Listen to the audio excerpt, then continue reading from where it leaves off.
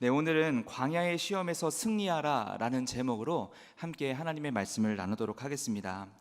인생은 광야길의 연속이다 라는 말이 있습니다. 날마다 위기가 도사리고 영적인 공격이 끊임없이 일어나는 이 광야와 같이 우리의 인생도 늘 위태롭고 궁핍하기 때문에 그런 말이 나오지 않았나 싶습니다. 내 삶은 평안하고 싶고 행복하고 싶어도 광야와 같이 불안함과 궁핍함에 공격받아서 아파하는 나의 이 마음은 늘 사단과 전쟁하고 있는 영적 전쟁터와 같습니다. 찰스 스탠리라는 목사님이 계시는데요, 그분이 마음 전쟁이라는 책을 썼는데 그 책을 보면요, 적이 원하는 것은 한 평도 안 되는 당신의 마음이다 라고 이야기를 했습니다. 이 아주 유명한 문구예요. 사탄이 이 마음 하나만 정복하면요, 그 사람의 인생을 송두리째 먹어버릴 수가 있습니다. 마음만 훔치면 그의 전 인생을 훔치는 것은 아주 시간 문제입니다. 문제는 사탄이 이렇게 우리의 마음을 정복하기 위해서 언제나 우는 사자와 같이 쉬지 않고 덤벼든다는 것입니다. 그러니 우리 인생에 늘 이렇게 위험이 도사리고 있는 것이죠. 우리가 날마다 전쟁 중이다라는 생각으로 우리의 마음을 필사적으로 지켜내는 훈련을 해야 된다는 것입니다. 내 마음을 지켜내는 것 너무나도 중요합니다. 언제나 중요합니다. 우리는 이 마음 전쟁에서 늘 승리하는 방법을 기억하고 있어야 됩니다. 영적 전쟁의 전문가가 되어서 내 마음을 지켜내고 내 마음을 온전하게 하나님을 예배하는 예배자로서 사용되어야 합니다. 그렇다면 우리의 영혼을 장식시키기 위해서 덤벼드는 이 사단의 공격들을 이겨낼 수 있는 방법은 무엇일까요? 방법은 딱 하나입니다. 예수님이 어떻게 하셨는지 보고 그대로 따라하면 됩니다. 정말 쉽죠? 하지만 말처럼 쉽진 않죠. 그런데 그게 유일한 방법이에요. 고린도전서, 신약성경 고린도전서 11장 1절 이렇게 기록하고 있습니다. 내가 그리스도를 본받는 자가 된 것 같이 너희는 나를 본받는 자가 되라. 아멘. 이것은 바울 선생님이 고린도 교회에게 쓴 편지의 내용입니다. 이것은요, 고린도인들에게 나 바울을 보고 배워라 라고 얘기한 게 아니에요. 바울이 예수님을 보고 배우는 것과 같이, 예수님을 본받는 것 같이 너희도 나처럼 예수님을 본받는 자가 되어라 라고 하는 말씀이거든요. 이것이 바로 고린도전서 11장 1절입니다. 무엇을 본받느라는 것입니까? 예수님을 본받는 자가 되라, 이렇게 얘기하는 것이죠. 예수님은 우리가 자신을 잘 본받을 수 있도록 여러 가지 모범들을 몸소 우리에게 보여주셨습니다. 어떤 상황에서는 어떻게 행동해야 되고 또 어떻게 살아야 하며 이 시험의 전쟁에서 어떻게 해야 이길 수 있는지 몸소 실천하시고 행동하시면서 제자들에게, 그리고 오늘날 우리에게 알려주시고 계시는 것이죠. 그중 오늘 내용은요, 가장 중요한 가르침 중에 하나입니다. 가장 중요한 모범 답안 중에 하나예요. 광야의 시험에서 우리는 어떻게 행동해야 되는가? 이 인생의 영적인 전쟁에서 어떻게 행동해야 우리가 사탄에게서 승리를 취할 수 있는가? 라는 것을 예수님께서 직접 이 사건을 통해서 우리에게 알려주시는 것이죠. 예수님도 인간의 모습으로 내려오셔서 이런 사탄의 시험을 받으셨거든요. 오늘 본문 말씀 1절 2절인데 제가 한번 읽어드리도록 하겠습니다. 예수께서 성령의 충만함을 입어 요단강에서 돌아오사 광야에서 40일 동안 성령에게 이끌리시며 마귀에게 시험을 받으시더라. 이 모든 날에 아무것도 잡수시지 아니하시니 날수가 다함에 줄이신지라. 아멘. 이 말씀을 묵상하면서 저는 두 가지 놀라운 사실을 발견했습니다.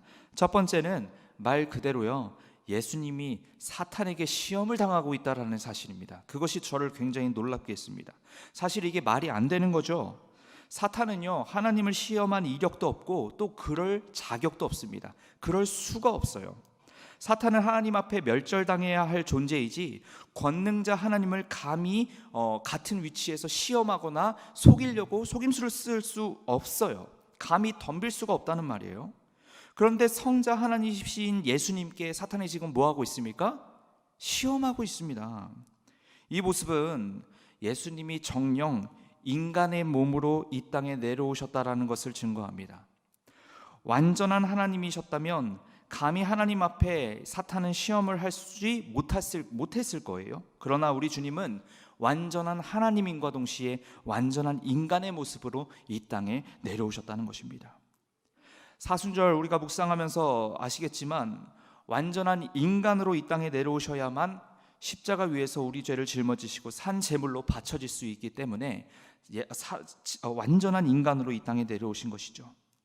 우리 주님은 시험을 당할 필요도 없으셨을 뿐더러 굶주릴 필요도 없으셨습니다. 그러나 그분은 우리를 위해, 바로 저와 여러분들을 위해 참 인간으로서 줄이셨고 시험 당하셨고 또 고통 당하셔야 했다는 것이죠.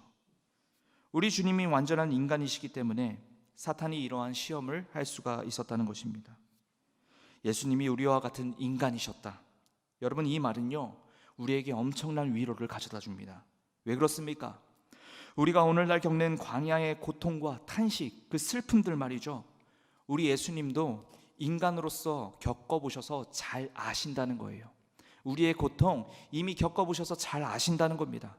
그분도 인간의 연약함과 한계를 피부로 겪으셨고 참아보신 적이 있기 때문에 오늘 우리 고통에 깊이 공감하신다는 것입니다. 그러니 오늘 예수님의 이 가르침은요, 우리에게 아주 효과적인 가르침이고 진실된 가르침입니다. 그렇기 때문에 우리는 예수님이 완전한 하나님이자 완전한 인간의 몸으로 영적 전쟁에서 승리한 이 본문 말씀을 더욱더 주목하고 마음에 새길 필요가 있다는 것입니다. 두 번째, 이 본문을 보면서 제가 놀라운 사실을 발견한 것이 있는데요, 예수님을 광야로 이끄신 분은 다름 아닌 성령님이라는 사실입니다. 1절에 보면요, 성령님께서 이 일을 주도하셨다는 것이 연거푸 2번이나 나옵니다. 오늘 이 시험은 주님이 얼떨결에 당하신 시험이 아니라 성령님께서 준비하신 영적인 전쟁터라는 것을 우리에게 알려주고 있습니다. 시험이라는 것을 한번 생각해 보십시오. 시험이라는 것은 부정적인 인식이 굉장히 지배적이잖아요. 그런데 예수님을 그 시험에 이끄신 것이 성령님이시라뇨. 오늘 누가복음 4장을 읽었는데 그 3장의 내용이 나오거든요. 이 누가복음 3장에서는요, 예수님이 물세례와 성령 세례를 받으신 게 기록되어 있습니다. 누가복음 3장 21절 22절인데요, 백성이 다 세례를 받을새 예수도 세례를 받으시고 기도하실 때에 하늘이 열리며 성령이 비둘기 같은 형체로 그의 위에 강림하시더니 하늘로부터 소리가 나기를 너는 내 사랑하는 아들이라 내가 너를 기뻐하노라 하시니라. 아멘. 이것이 예수님께서 이제 시험을 당하시기 전에 당장 일어났었던 일들이에요. 하나님이 직접 내 사랑하는 아들이다 라고 도장 꽝 찍어주셨는데, 그리고 나서 내려주신 성령님이 지금 처음으로 하시는 행동이 예수님을 광야로 이끌어서 사탄의 시험을 받게 하신다는 거예요. 여기에는 분명한 영적인 의도가 있다는 것을 우리가 알 수 있습니다. 첫 번째 영적인 의도입니다. 예수께서 성령 세례를 받으시자마자 하신 일이 사탄 권세를 쓰러뜨리는 일이었다는 거예요. 사탄의 권세를 쓰러뜨리는 일이 성령을 받으시고 첫 번째 하신 행동이라는 것입니다. 이것은 앞으로 주님이 구원 사역을 이뤄내실 것을 미리 알려주시는 예고편이었습니다. 그 첫 스타트였다는 거예요. 그래서 오늘 성령님과 동행하며 사탄과의 전쟁터에 들어가 승리하신 사건이 오늘 본문의 사건입니다. 그리고 두 번째입니다. 이 영적 전쟁에서 어떻게 승리할 수 있는지 우리에게 그 모범을 보여주시기 위한 영적인 의도가 있다는 거예요. 그렇다면 예수님은 시험 앞에서 어떻게 승리를 하셨는지 오늘 본문을 통해서 하나씩 살펴보도록 하겠습니다. 우리가 이 영적 전쟁에서 승리하기 위해서는요, 예수님처럼 이 영적 전쟁에서 승리하기 위해서는 먼저 사탄의 공격 방식을 파악해야 됩니다. 사탄의 공격 방식들을 하나로 묶어본다면 뭐가 나오냐면 불순종이 나와요. 사탄은요, 계속해서 우리를 공격하는데 우리가 하나님의 말씀에 불순종하게끔 공격을 한다는 거예요. 유혹으로 공격하기도 하고요, 또 속임수로 공격하기도 합니다. 40일 동안 금식 기도하시는 예수님 앞에 나타나 사탄이 공격하는 첫 방식은 떡이 되게 하라라는 거였거든요. 3절 말씀인데 같이 한번 읽어보도록 할게요. 시작. 마귀가 이르되 너가 만일 하나님의 아들이거든 이 돌들에게 명하여 떡이 되게 하라. 아멘. 사단은요, 완전한 인간으로 오신 예수님이 어떤 궁핍에 처했는지 정확하게 간파하고 그 점을 공격하는 치밀함을 보이고 있습니다. 2절 예수님의 상태에 대해서 나와 있는데요, 마귀에게 시험을 받으시더라 이 모든 날에 아무것도 잡수시지 아니하시니 날수가 다음에 줄이신지라. 2절 말씀 한번 띄워주시겠어요? 모든 날에 아무것도 잡수시지 아니하시니 날수가 다음에 줄이신지라. 줄이실 필요가 없는 예수님, 하늘의 만나와 메추라기를 내리시는 그 하나님이 되시는 예수님께서 줄이고 계시는 상황을 사탄이 지금 목격했어요. 그런 사탄은 주님이 참 하나님이라는 사실을 알았기 때문에 당장 앞에 있는 돌들도 떡이 되게 하실 수 있는 능력이 있다는 것을 알고 있었어요. 그러면 사탄이 예수님의 줄인 배를 채우게 하기 위해서 친절하게 방법을 알려줬던 걸까요? 이 돌들 떡으로 되게 하실 수 있으니까 떡 돼서 좀 드세요, 이렇게 얘기한 걸까요?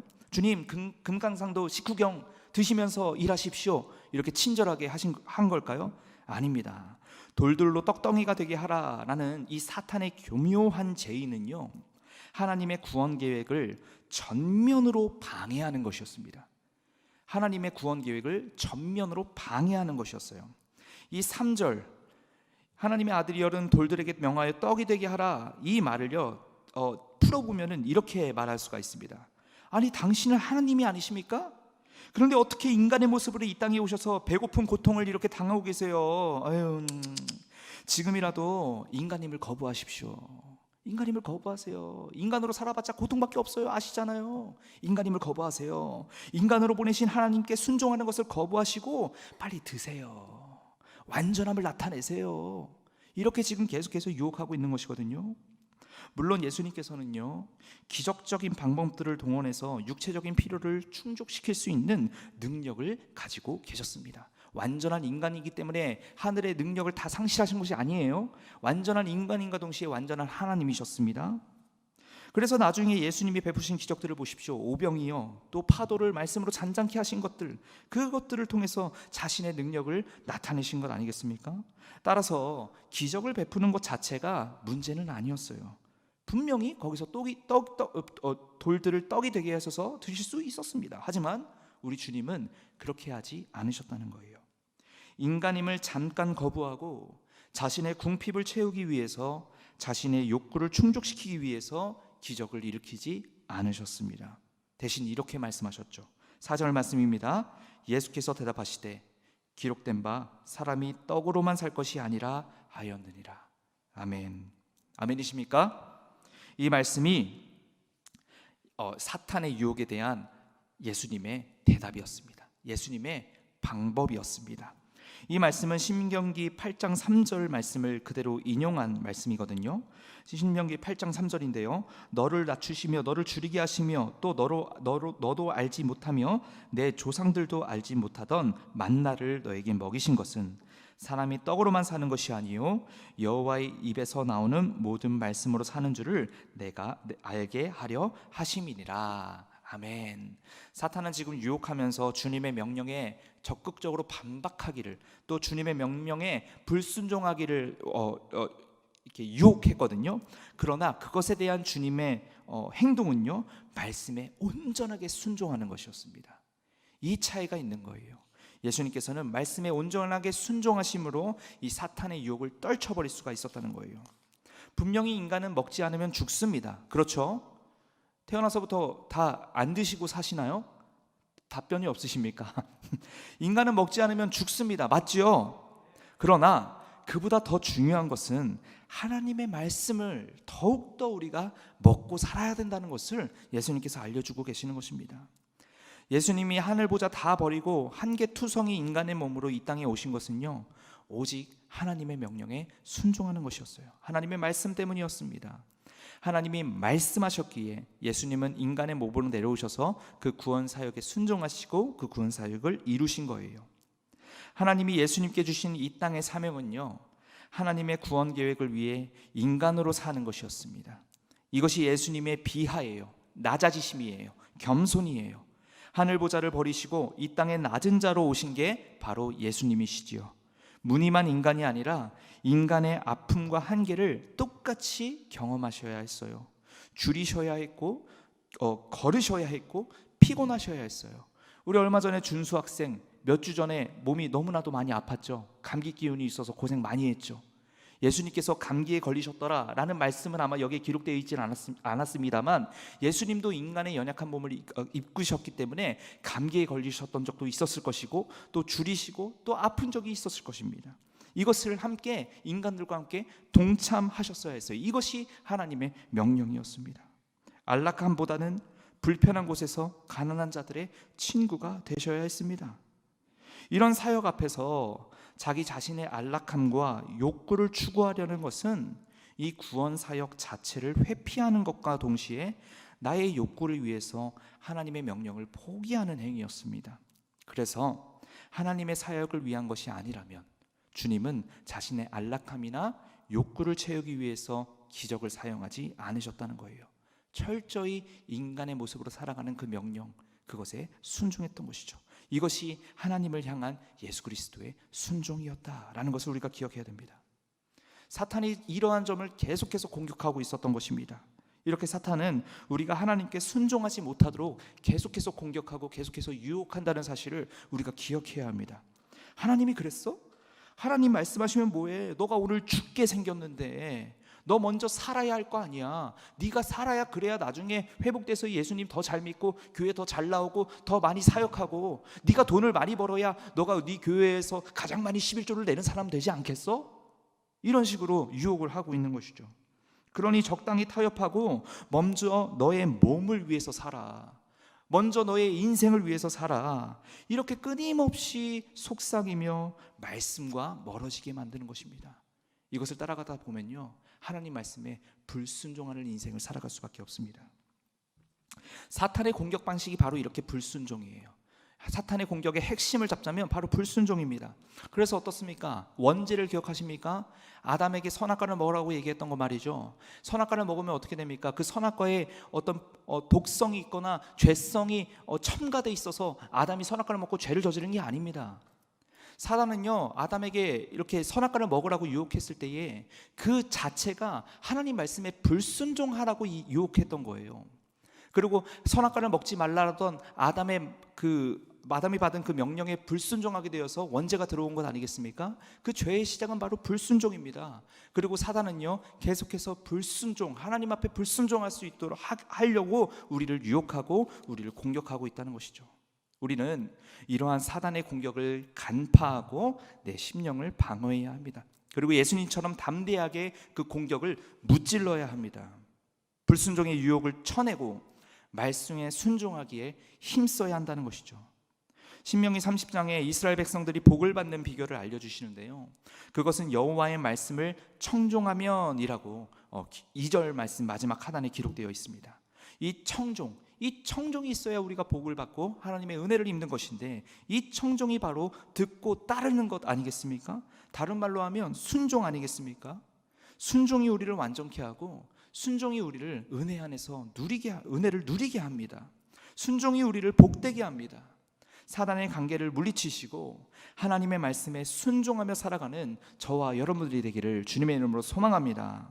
나아가서 주님은 사단의 시험을 떨쳐낸과 동시에 사탄을 무찌르시면서 영적인 전쟁에서 연거푸 승리하십니다. 전쟁, 이 영적 전쟁도 전쟁이에요. 전쟁에는 뭐가 필요합니까? 무기가 필요합니다. 그죠? 깡이 필요합니까? 깡보다도 무기가 필요해요. 그죠? 첨단 무기가 필요합니다. 강한 무기가 필요해요.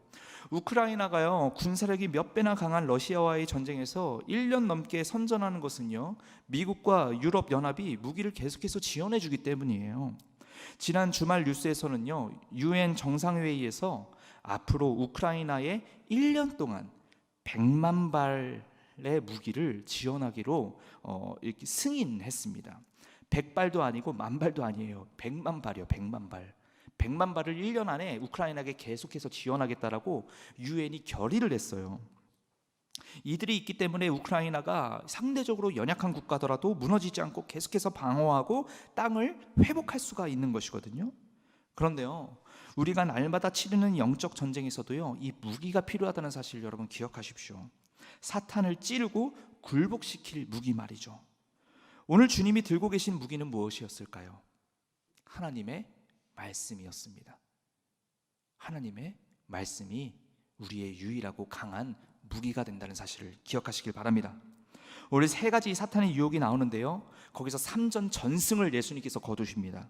세 가지 유혹 모두 말씀으로 이기셨다는 것을 우리가 알 수 있습니다. 4절과 8절, 10절에 예수님의 무기가 나오거든요. 제가 계속해서 연달아서 읽어드릴 테니까 잘 한번 기억해 주십시오. 4절, 8절, 10절입니다. 예수께서 대답하시되 기록된 바 사람이 떡으로만 살 것이 아니라 하셨느니라. 예수께서 대답하여 이르시되 기록된 바 주 너의 하나님께 경배하고 다만 그를 섬기라 하였느니라. 기록되었으되 하나님이 너를 위하여 그 사자를 명하사 너를 지키게 하리라 하였고, 그리고 10절 뒤에 12절입니다. 예수께서 대답하여 이르시되 주 너의 하나님을 시험하지 말라 하였느니라. 아멘. 지금 기록되었으되 기록된 바, 예수님께서 계속해서 사탄을 대적하실 때요, 하나님의 기록을 가지고 사탄을 공격하여 쓰러뜨립니다. 영적인 전쟁에서 승리하는 거, 하나님의 말씀을 그대로 읊고 기록되었을 때라면서 선포할 때에 사탄을 이길 수가 있다는 거예요. 주님은 그냥 기록된 것만으로 사탄을 이겼습니다. 사탄이 약해서일까요? 아니요. 주님의 말씀이 너무나도 강한 거예요. 너무나도 강한 무기예요. 말씀이 이렇게 예리하고 날카롭습니다. 이 말씀 성경이 뭐라고 기록되어 있는지 에베소서 6장 17절을 보겠습니다. 제가 읽어드릴게요. 구원의 투구와 성령의 검 곧 하나님의 말씀을 가지라. 하나님의 전신갑주 설교 여러분들 아마 참 많이 들으셨을 텐데, 사탄의 공격 앞에 취해야 할 방어구들 참 많지요. 그런데 유일하게 사탄을 무찔러 이길 수 있는 게 바로 무엇입니까? 바로 성령의 검, 하나님의 말씀이라는 것입니다. 우리는 이 하나님의 말씀을 날마다 마음 가운데 새기며 살아야 합니다. 예수님께서 모범 답안을 알려주시기 위해서 몸소 영적 전쟁터에서 사단을 3번이나 말씀으로 무찔러 주신 거거든요. 우리가 그것을 보고 배워야 한다는 거예요. 사랑하는 여러분, 오늘 여러분들의 삶에 고통과 위기가 있습니까? 슬픔과 애통의 시기가 있습니까? 그 시기를 겪고 살아가고 계십니까? 말씀의 검을 손에 잡으시길 바랍니다. 마음에 장착하시길 바랍니다. 그리고 다가오는 공격, 사탄의 공격을 말씀으로 무찔러서 영적인 승리를 쟁취하며 살아갈 수 있는 저와 여러분들이 되기를 주님의 이름으로 소망합니다. 기록된 것만 믿음으로 외쳐도 우리는 영적인 전쟁에서 승리할 수 있습니다. 말씀의 능력이요, 세상을 창조하는 능력이거든요. 하나님께서 이 세상을 창조하실 때 무엇으로 만드셨습니까? 말씀으로 만드셨습니다. 빛이 있으라, 짠! 빛으로 세상을 만드셨습니다. 말씀으로 빛을 만드셨습니다. 말씀으로 세상을 만드셨다는 거예요. 이 말씀에는요, 창조의 능력이 있어요. 우리가 이 말씀을 마음 가운데 새길 때요, 그 창조의 능력, 그 크신 능력으로 우리의 삶을 주도하시고 우리의 삶을 능력 있게 하신다는 것입니다. 또는 말씀으로 기록된 찬양을 읊조리십시오. 외치십시오. 묵상하십시오. 마음이 강해집니다. 영적인 공격에서 우리가 담대하게 승리할 수 있습니다. 제가 여러 번 말씀드렸지만 저희 아버지 암으로 인해서 이제 수술을 받으실 때에 아버지도 물론 고통스러우셨겠지만 우리 가정 거의 정말 초상집이었습니다. 우리 가정이 아프신 분들은 아마 잘 아실 거예요. 그 마음이 어떤 마음인지. 그럴 때 저희 어머니가 눈물을 흘리시면서 이를 악물고 부르신 찬양이 있습니다. 찬양하라 내 영혼아, 찬양하라 내 영혼아, 내 속에 있는 것들아 다 찬양하라. 이것만 하고 끝나면 신앙생활 1년만 한 사람이에요. 1년 이상 한 사람은 어떻게 갑니까? 기뻐하라 내 영혼아, 기뻐하라 내 영혼아, 내 속에 있는 것들아 다 기뻐하라. 이것만 하고 끝나면 5년 이하, 5년 이상 하신 분들은 어떻습니까? 감사하라 내 영혼아, 감사하라 내 영혼아, 내 속에 있는 것들아 다 감사하라. 이렇게 말씀으로 무장된 이 찬양 가사, 이것을 마음 가운데 묵상할 때에 우리가 영적인 전쟁에서 승리할 수가 있다는 거예요. 우리 마음이 담대해지고 내 삶은 하나님께서 주도하신다라는 그 사실을 깨달을 수 있게 되는 것입니다. 그러면 어떻게 됩니까? 이 삶, 두려움이 없어져요. 이 삶, 슬픔과 걱정보다는 기대와 소망이 생기는 것입니다. 우리도 이러한 삶을 살아가면서 주님 앞에 예배하는 삶을 살아가시길 소망합니다. 이렇게 말씀만 있다면 어떤 광야의 궁핍과 시험에서도 이길 수 있으니, 여러분, 이 말씀이 얼마나 우리 인생에 중요한, 필요한 말씀입니까? 말씀만 우리 안에 제대로 새겨져 있으면 우리 안에 염려가 없어집니다. 내 마음에 고민과 걱정으로 지배되어져 있던 것이 기대와 담대함으로 변화가 되어서 해결되지 않아도 믿음이 흔들리지 않고 평안해질 수 있게 되는 것이죠. 그 평안한 상태로 무엇을 맞이합니까? 하나님의 일하심을 맞이하고요, 하나님이 주시는 영적 전쟁의 승리를 맞이합니다. 그래서 결국엔 나의 삶을 통해서 하나님이 살아계십니다 라는 그러한 간증, 고백을 할 수 있게 되는 것이죠.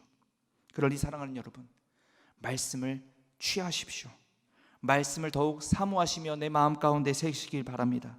말씀이 육신이 되어 우리 가운데 거하심에, 우리 가운데 거하시는 예수 그리스도를 늘 마음의 중심에 모시는 삶을 살아가시길 바랍니다. 그때에 우리가 날마다 행복한 삶을 살아가게 되는 줄로 믿습니다. 우리가 이 말씀을 통해서 한 가지 더 기억해야 할 것이 있습니다. 말씀을 붙잡되 제대로 된 말씀을 붙잡아야 합니다. 오늘 말씀에는 흥미로운 사실이 있는데, 사단이 예수님을 공격할 때에 사단도 하나님의 말씀을 사용했다는 것입니다. 누가복음 4장 10절 말씀입니다.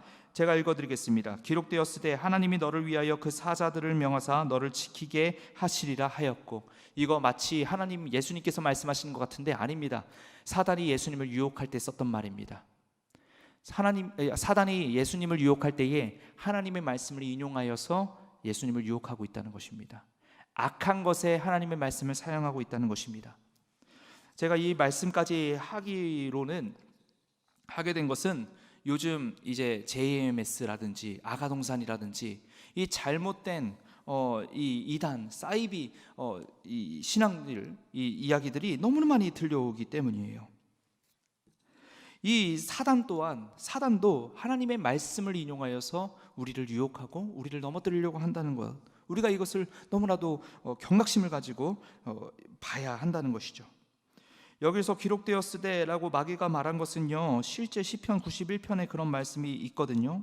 91편 11절 12절입니다. 그가 너를 위하여 그의 천사들을 명령하사 내 모든 길에서 너를 지키게 하심이라.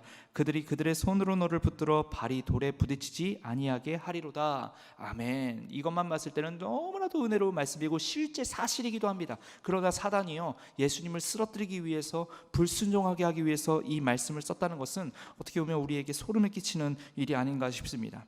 사단도요, 말씀을 지식적으로는 아주 잘 알고 있어요. 그러나 말씀을 부분적으로 교묘하게 편집해서 사용하는 것을 우리가 알 수 있습니다. 이 말씀의 전체 문맥을 살펴보면요, 의미가 달라요. 마귀가 인용했던 시편 91편 말씀의 14절을 보면요, 하나님이 이르시되 그가 나를 사랑한즉 내가 그를 건지리라. 그가 내 이름을 한즉 내가 그를 높이리라 라고 되어 있습니다. 하나님은요, 아무나 건지시는 것이 아니고 하나님을 사랑하는 사람, 하나님의 마음과 합한 사람을 건지시거든요. 그런데 하나님 마음에 합한 사람이 성전 높은 데서 뛰어내려서 하나님을 이용해서 자신이 스타가 되려 하겠습니까? 이렇게 마귀는 말씀 전체를 보지 않고 자기에게 필요한 부분만을 편집해서 확대 해석하게 만듭니다. 이단들이 지금 이렇게 사단의 꾀에 넘어가서 하나님을 이용하고 있지 않습니까?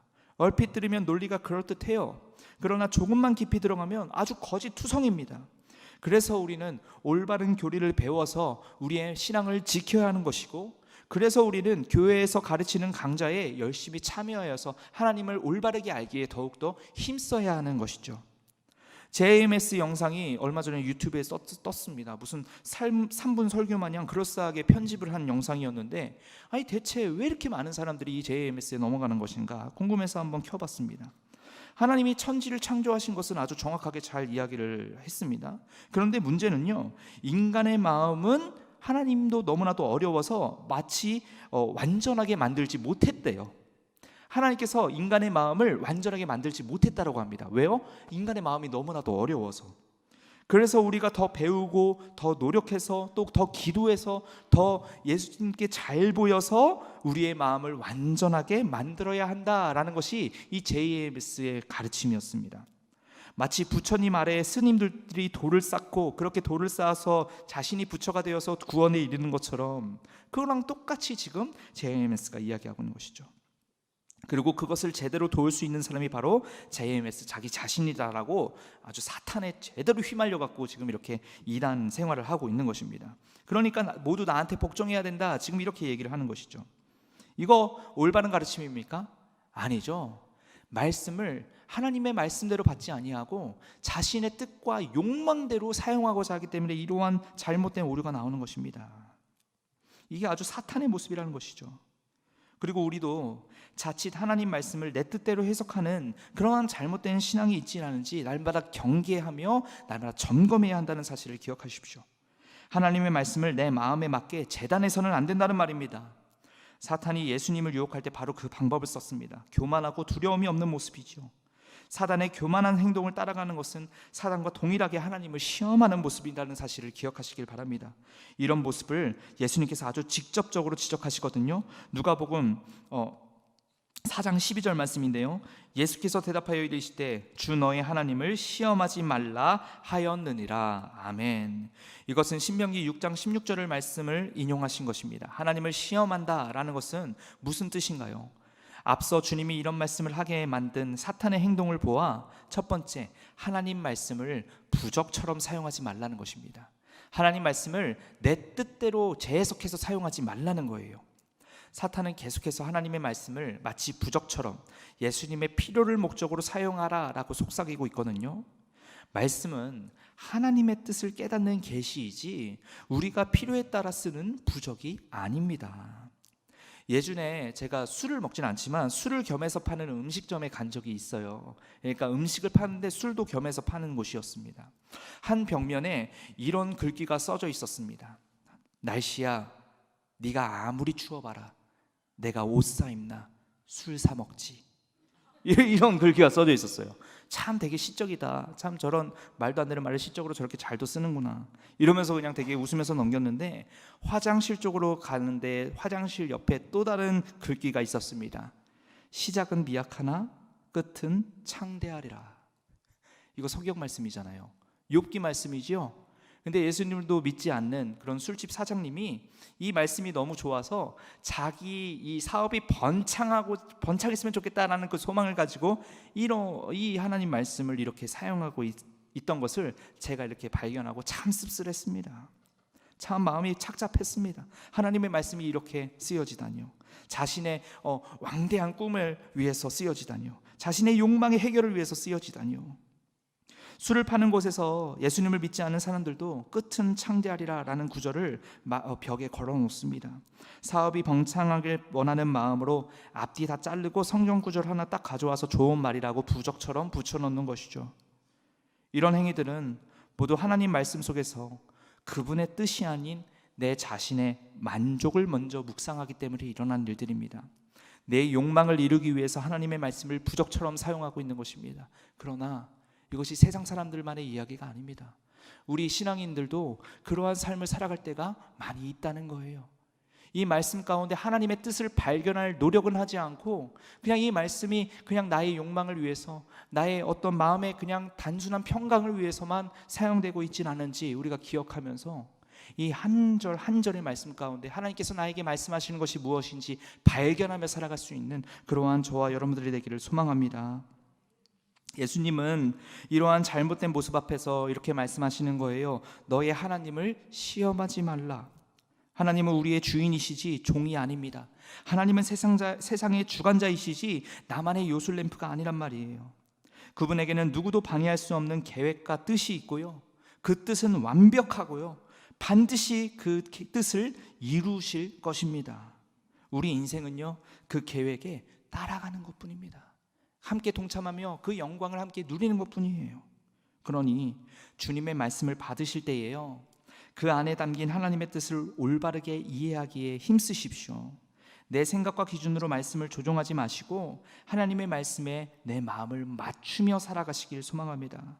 그리고 그 뜻대로 실천하며 살아가시길 바랍니다. 이것이 말씀을 올바르게 받는 자들이고요, 그럴 때 비로소 내 삶이 변화가 됩니다. 내 삶이 만족을 누립니다. 내 삶을 올가매는 사탄의 세력이 예리한 성령의 검으로 말미암아 모두 끊어지고 멸절되고 떠나가게 된다는 것이에요. 그렇게 살아갈 수 있는 저와 여러분들이 되기를 주님의 이름으로 축복합니다. 말씀을 마치겠습니다. 이 모든 결말을 이제 우리가 알았어요. 그리고 나서 다시 오늘 말씀 첫 절로 한번 돌아가 보길 원해요. 예수님께서 광야 한가운데 시험을 당한 사건은 모두 성령님이 인도하신 일이었습니다. 이 사건 처음과 마지막 모두 성령의 주권 아래 성령님이 인도하심으로 일어난 일들이었어요. 예수께서 성령의 충만함을 입어 성령에게 이끌리시며, 이 모든 어려움과 영적 전쟁의 승리에는 성령님의 주권이 있었습니다. 성령님의 주권으로 광야의 길에 놓여져 있었고요, 성령의 주권으로 굶주렸고요, 성령의 주권으로 궁핍함을 경험했습니다. 그리고 성령님의 주권으로 사단의 영적 전쟁에서 승리할 수 있게 되었습니다. 그리고 그 성령님이 바로 오늘 저와 여러분과 함께 계시죠. 우리 안에 계시죠. 성령님은 광야의 인생 가운데서도, 우리의 고통과 슬픔의 시간 가운데서도 우리를 이끌어 가시고, 나아가 사탄 마귀와의 전쟁에서 승리까지 이끌어 주시는 분이심을 믿으시길 바랍니다. 언제까지 이 일을 하실까요? 영원히 우리가 하나님 품으로 들어 올라갈 때까지 성령님께서는 우리와 늘 함께 하시며 사탄을 물질로 이기게 하시며 우리에게 승리의 찬양을 올려드릴 수 있게 하실 것입니다. 그 성령님을 기대하십시오. 그 성령님을 소망하십시오. 그 성령님을 간절히 구하며 살아가시는 저와 여러분들이 되기를 주님의 이름으로 소망합니다. 아멘. 말씀의 검을 붙들고 광야 인생을 담대하게 걸어가십시오. 그럼 우리도 예수님처럼 원수를 무찌르고 승리를 맛보며 살아갈 수 있습니다. 이번 남은 한 주 그러한 승리를 쟁취하며 하나님 말씀을 붙들며 살아갈 수 있는 저와 여러분들이 되기를 주님의 이름으로 소망합니다.